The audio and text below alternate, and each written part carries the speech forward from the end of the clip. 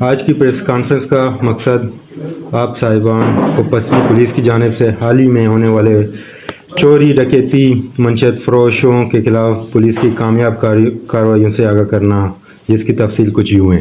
مورخہ 12/1/2025 کو پسنی مین بازار میں ارماڈا سے فارمی مرغیاں لانے والے شیزور ڈرائیور اختر ولد داؤد سکن ارماڈا اور کلینر سے ایک نامعلوم مسلح شخص نے اسلحے کے زور پر 2 عدد موبائل فون، ایک ویگوٹیل، ایک ٹیکنو موبائل اور نقدی 8,000 روپے چھین لیے۔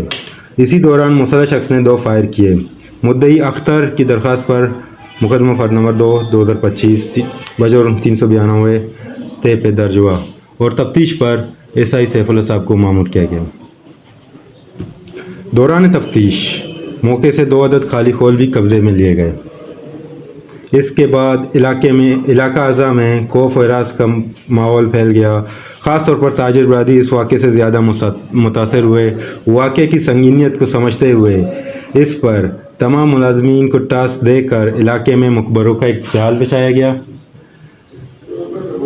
مورخہ 3/2/2025 کو ایک شخص جمیل ولد عبدالرحمن سکنہ وارڈ نمبر 4 پسنی کے قبضے سے 500 گرام شیشہ برآمد کر کے تفتیش عمل میں لائی گئی۔